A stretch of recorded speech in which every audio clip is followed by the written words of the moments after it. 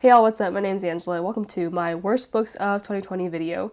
This video is the absolute antithesis to everything my best books was. First, it's nighttime. I'm dressed down. We got a cup of wine here. And let's be real here, we're gonna rant about some of the worst books that I had to actually read through and finish this year. Same thing with the best books, they're separated into genres, so clicky in the description thingy. Let's begin. The first book on the list is The Secret History by Donna Tartt. This follows a group of really snobby, preppy, like basically dumb college students at this really preppy Northeast university, and they study ancient Greek practices, not Roman, just basically Greek practices, and it's a really elite program. It's basically like 6 of them, and they just get way too deep into what they're learning, like way too devoted, and there's murder, and you basically work backwards to figure out what happened. This book is, a modern classic, dark academia, but like, it's probably one of the most pretentious books I've ever read in my life. It was it was well written, but it was boring. Like, I did not like anybody. All the characters sucked.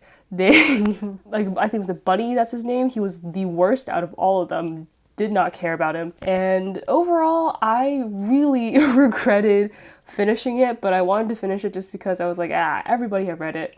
I had gotten like 50% of the way through, and I was committed to torturing myself to the very last page. And I read it like pretty early on in the year, so, good way to start off 2020. The second book on my fiction list is The Curious Incident of the Dog in the Nighttime by Mark Haddon. This follows our main character, Christopher, who is a 15-year-old boy.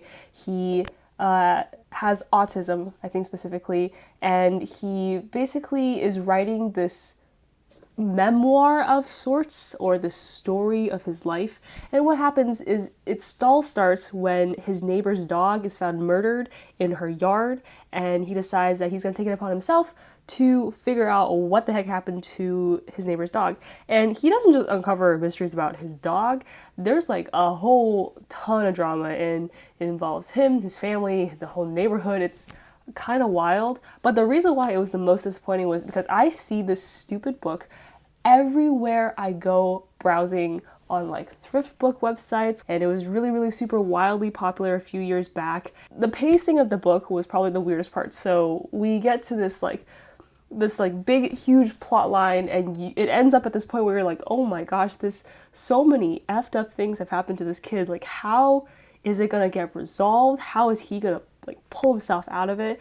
And then it just kind of feels like all slapdash put together. He just accepts that these things happen and his life is at this point, and then the story ends. So you're looking at this book and you're like, what the actual fuck? Alright, so I know this year I actually read a ton of really good historical fiction, so check my best books video, because I read a lot of historical fiction that like I didn't expect to like, but there was a dud in there, and I had to find it. So the dud that I read was The Guernsey Literary and Potato Peel Society by Mary Ann Schaefer.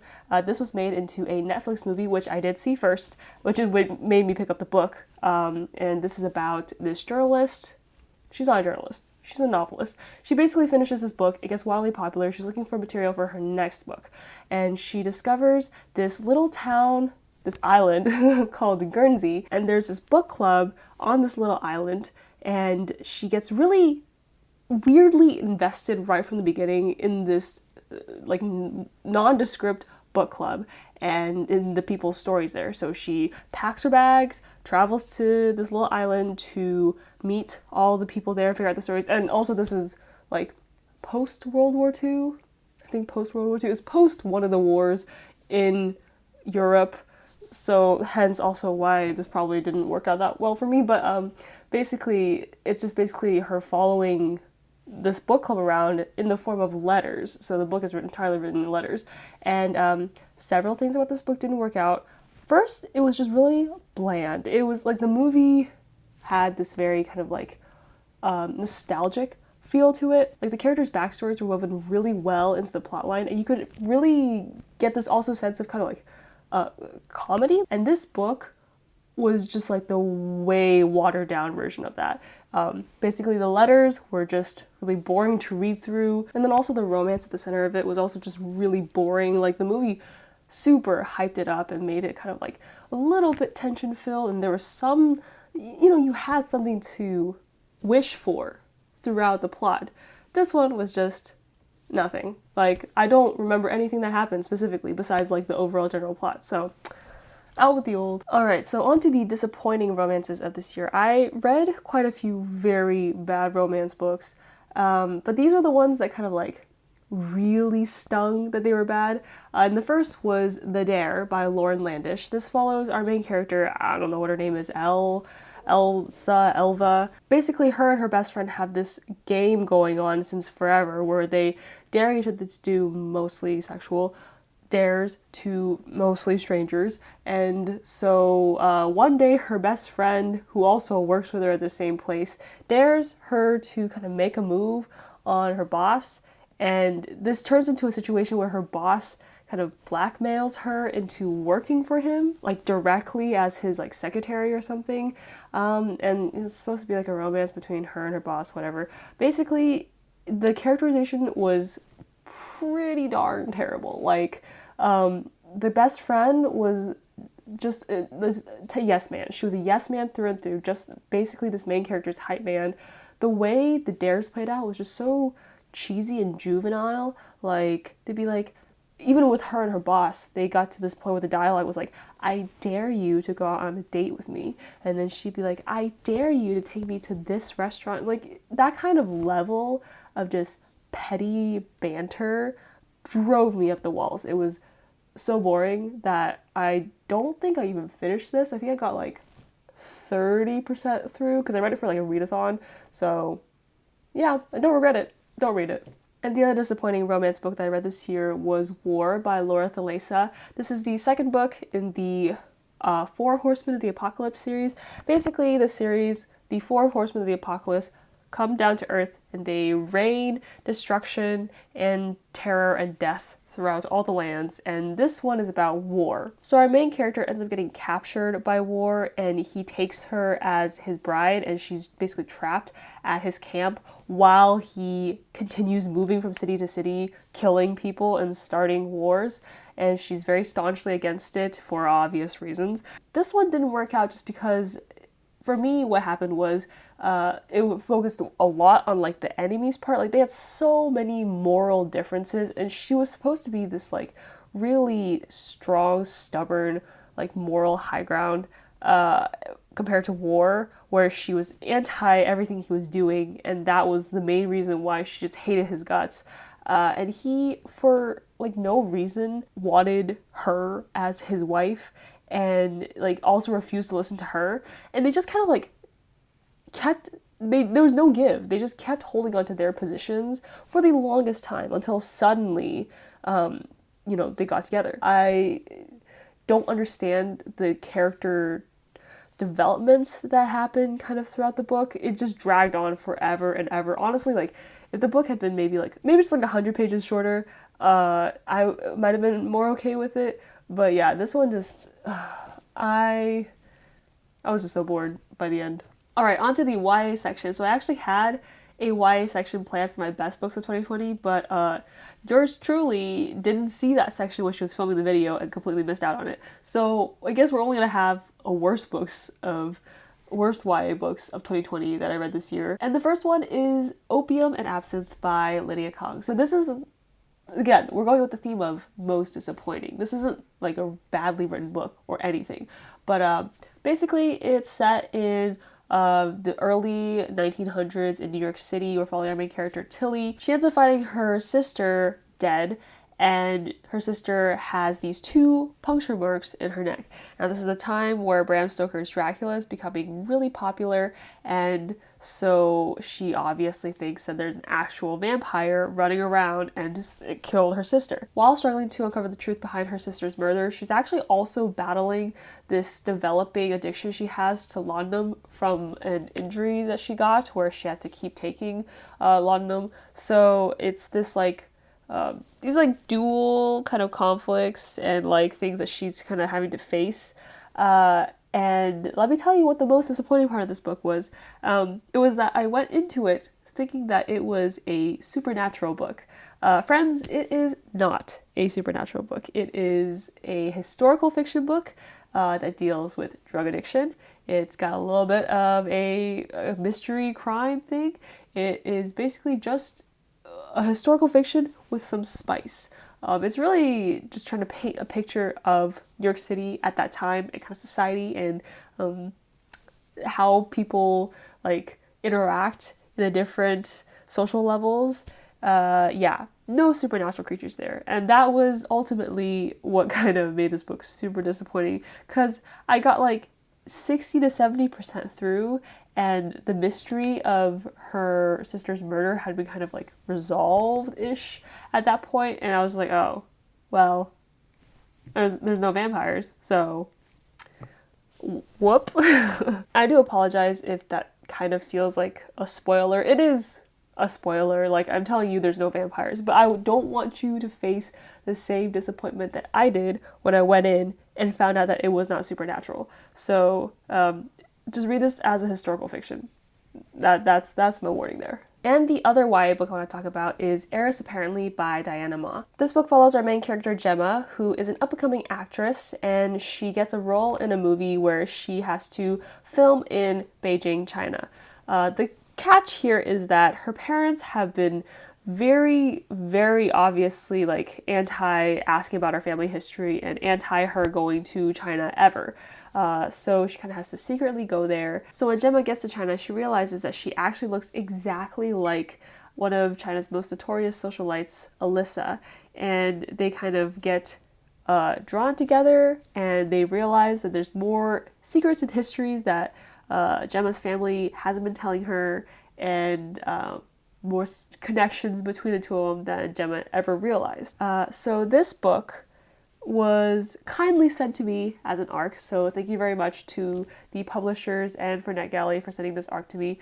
Unfortunately, I really did not enjoy this book for several reasons. Hold on one second. Thankfully, I actually took notes for the books that I read in the month of December, and unfortunately for this book, I had some very specific thoughts. First of all, I personally really enjoy, obviously, having more Asian American representation in books in general, especially if it's from an Asian American author's perspective. However, I would like to say being Asian American is not a personality trait, as it is for Gemma in this book, because there was one chapter in one of the first two chapters where within 3 pages they made 5 references to quirky Asian American things. After the first 2, I was like, oh yeah, don't wear your shoes indoors, ha ha ha. Like by the 5th one, I was getting real tired of it. And one thing that really bothered me was there were a lot of points where it seemed like the book was being written for a very obviously not Asian American audience, because it would over-explain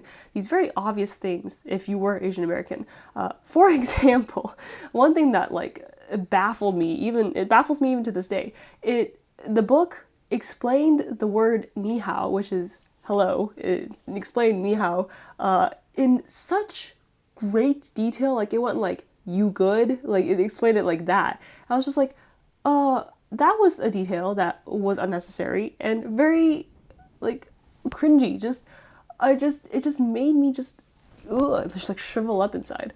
That was terrible to read about. I absolutely hated every dialogue between Gemma and Eric, who is the main love interest for this book. There was one scene where Gemma and Eric first meet, and Eric is also part of this elite upper class in China, and he doesn't know who Gemma is, just that she looks exactly like Alyssa. And so Gemma's like, you better tell me what's going on here, because like I look like her, so obviously I'm related to her and I deserve to know what's going on. And Eric just goes, okay, sure, that sounds good. And he proceeds to tell her all the family tea and drama, and I'm just like, okay, that is so unrealistic, so fake, so just blatantly goes against how people would normally act, that I completely disregarded every interaction they had after that point. Speaking of Eric is probably one of the biggest yes men I've encountered in a while. There was at least 2 scenes I remember very distinctly at the end of the book where Eric would voice an opinion that would be, somewhat contradictory, and it's fine if a character kind of makes a bad decision or a contradictory opinion. And then Gemma, or even his sister, or even Alyssa at one point, go, that's not right, or you probably shouldn't do that. And he immediately goes, you're correct. I should not do that. I will do this. I will do what you say instead. And I was just like, does this man not even have like one shred of like identity? Does he not have his own opinion? Can he not like stand up for himself as a character? It just made me very, very annoyed. This book was just cringy and it made me tired as an Asian American, and I just wanted to say 再见 to it. My next category are thriller, suspense, and horror novels again. The first one is Gyo by Junji Ito. Basically, these sea creatures from the water, because that's where sea creatures live, these sea creatures start growing legs slash appendages and are basically like dead and rotten, and they start coming onto land and attacking people, and that's the plot. That's it. And I think what made this really disappointing was that there was no real direction with the plot. Like, you get a plot going, and you follow these very specific characters, and you see what they do in this like huge crisis, and nothing really comes of it. Nothing really concrete. The art style was really amazing. I obviously love the way he kind of shows body horror and depicts like physical, very visceral images of horror, but the plot itself was, it didn't go anywhere. I kind of finished it feeling very meh. The other book is In the Woods by Tana French. This is part of the, what's it called? The Dublin Detective Squad, Dublin Police Force.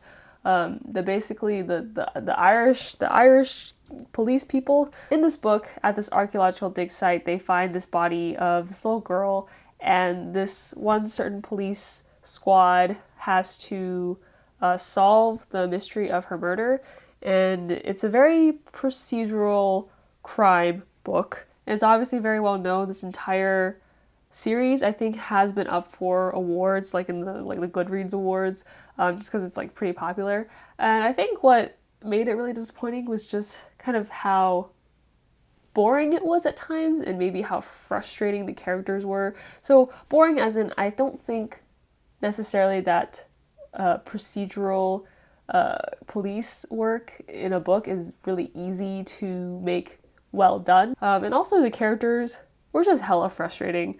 And I found out that basically the rest of the series doesn't even deal with these characters from the first book. So you're left with like wanting to know more of what happens to these characters.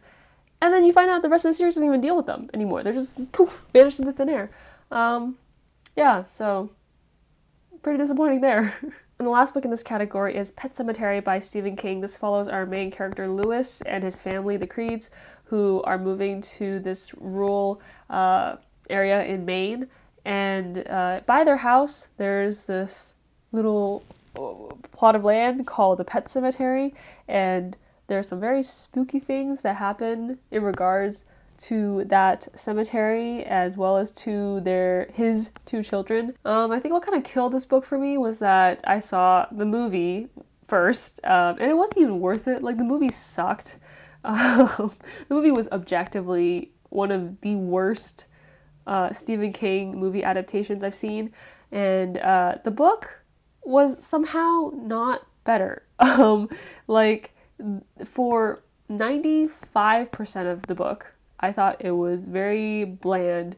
Like, nothing really exciting happens, and maybe it's because I knew partially what was going to happen, but like the plot itself, it just kind of, things just happened, but it wasn't scary. And in the last 5%, suddenly it got super intense, super like I could feel chills going down my back, and that was fun. That was fine. But I didn't really enjoy the reading experience, and I was just disappointed by the book. Like, if I thought the movie, which was pretty bad, was like more exciting than the book, then, it's gotta go on the list. Alright, so while I read a ton of great sci-fi this year as well, we always had to find a dud. And the one that I didn't enjoy was The Hitchhiker's Guide to the Galaxy by Douglas Adams. Oof.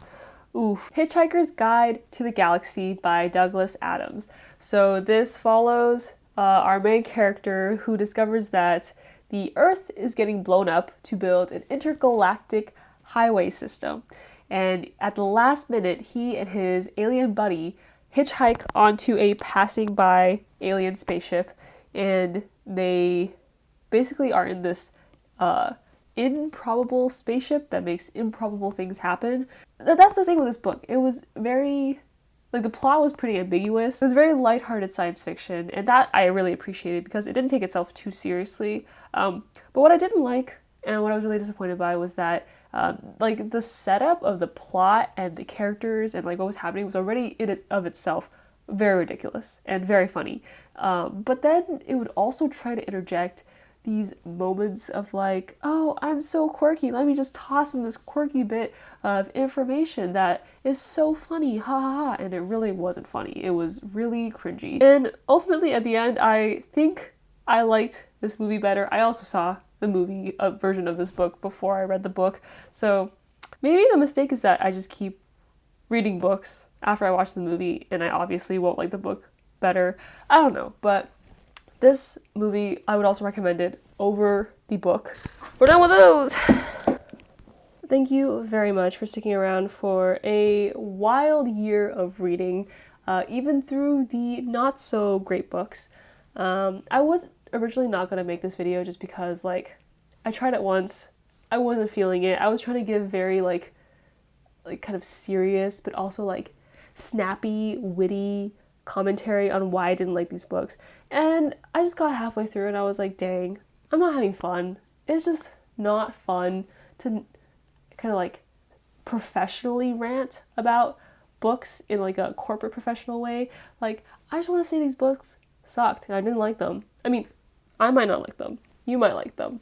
And you know, on that note, if you like any of these books that I mentioned, please let me know what you liked about them, because like, I always like hearing what like the other side, like from my opinion, thinks. And so yeah, let me know what y'all think of these books. And thank you for watching. If you like this video, please click subscribe.